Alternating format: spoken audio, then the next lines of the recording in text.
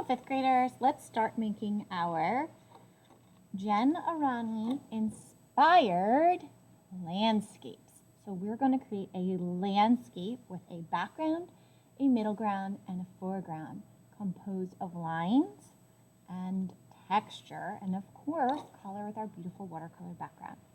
Let's get started. First things first, hold your paper portrait. Then we're going to add a horizon about 1/3 of the way up the paper. Horizon is where the sky touches the ground. So here's my horizon. Now we're going to add mountains. We're not making zigzags like Charlie Brown's shirt. Instead, we're going to make lines that are shaky and go up and down, creating peaks and valleys, which is really important. Now we've got our mountains. Those are in the middle ground. We've got our sky ready for our background. Let's go ahead and work on our foreground. I'm going to draw a river. So I'm going to start with a wavy line. Line, as you know, is an element of art. I'm going to give my line a thickness. Now let's think about perspective as things get bigger when they get closer to us. So for example, my hand is not growing, but perspective is changing. So when the river starts at the horizon, it's quite thin, and then it's going to get a little thicker, and thicker, and thicker. There we go. Now let's add some trees to our composition. Same principle. So the trees that are in the back, the composition will be smaller, and the ones that are closer to us will be larger. As things go further in the distance, they move up the picture plane. So we're going to leave that like this, and then we're going to start adding the textures. And let's go ahead and start at our mountains. Now we're going to imagine that we're a skier and we're very brave, and we're going to start at the peak, and we're going to ski down the mountain. Whee! Oh no, we got scared. Let's go back up to the valley. Let's do that again. That was so much fun. Let's start at the top, start at the peak. Whee! Ski down. Oh no, we got scared. Back up to the valley. Peak. Whee! Valley. You'll notice that these are always on the left side. That's important. One more. Skiing. Whee! Oh no, I'm scared. Back up. Now I'm going to take some of these and continue. What I'm doing now is I'm making something that is flat, look, three-dimensional. We'll go back and add textures in marker now. Okay, so now the drawing portion is done. I'm put away my pencil and grab my ultrafine Sharpie for the textures and tracing my lines. I'm going to start by tracing my horizon. Now I'm going to trace my mountains.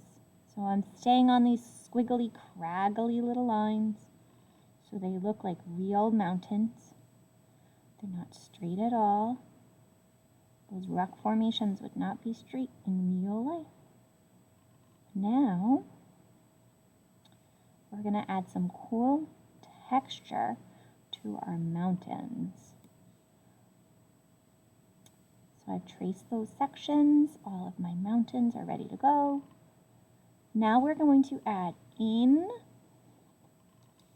the mountains, in those triangles that we've created, we're going to add texture lines, and we're going to make diagonal lines going down towards the left side. We're going to make our lines close together to indicate another texture or side of the mountain. These are so neat. If you feel comfortable doing this in pencil first and then tracing in Sharpie, go right ahead.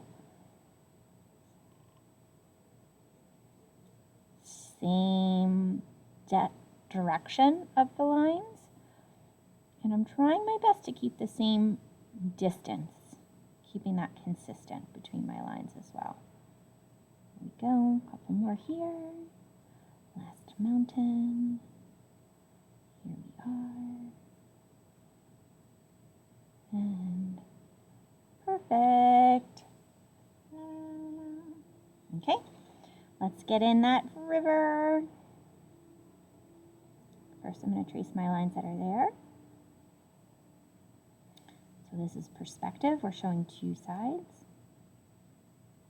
Okay, we're adding line.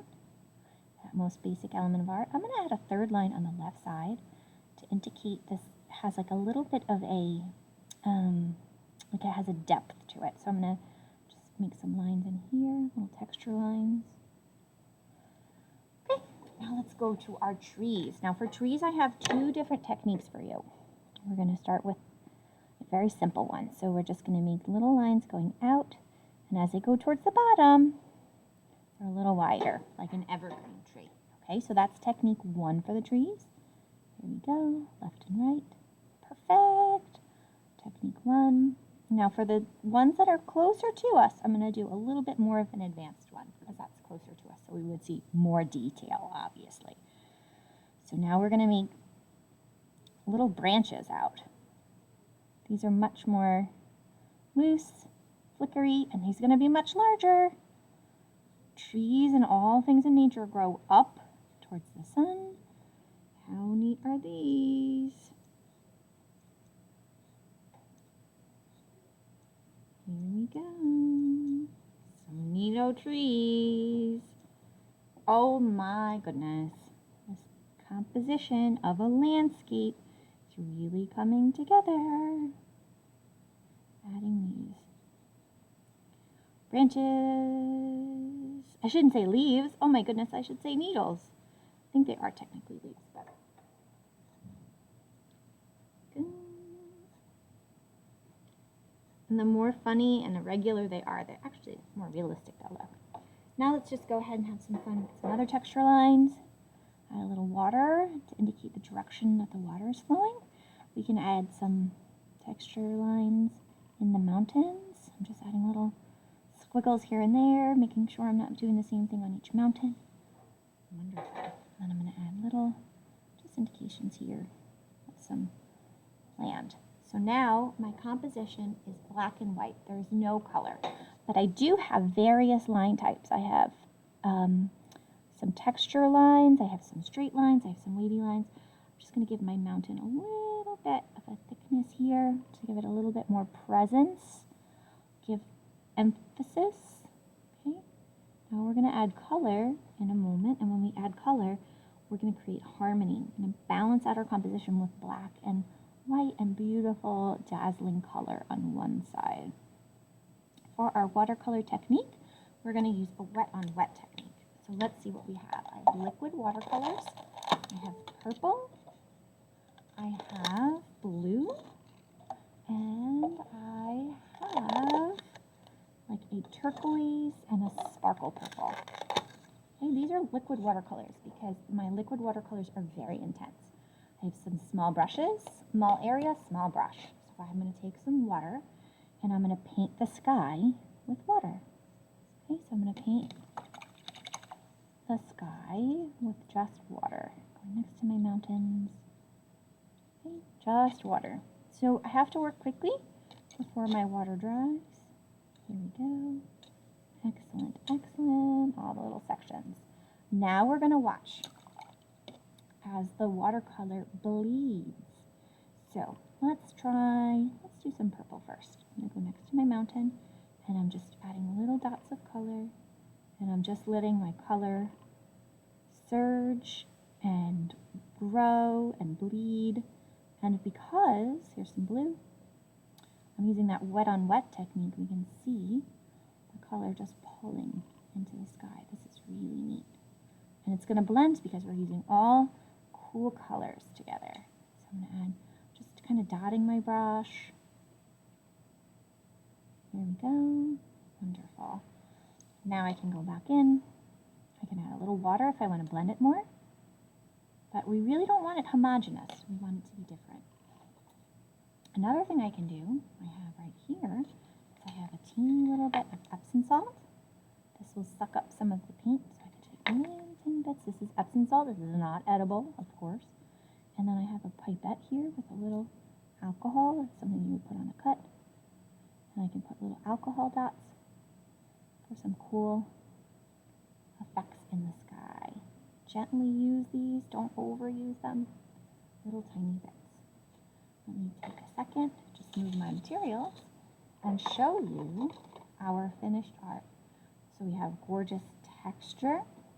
We have line, we have balance, we have color, emphasis. This is a really nice piece of art.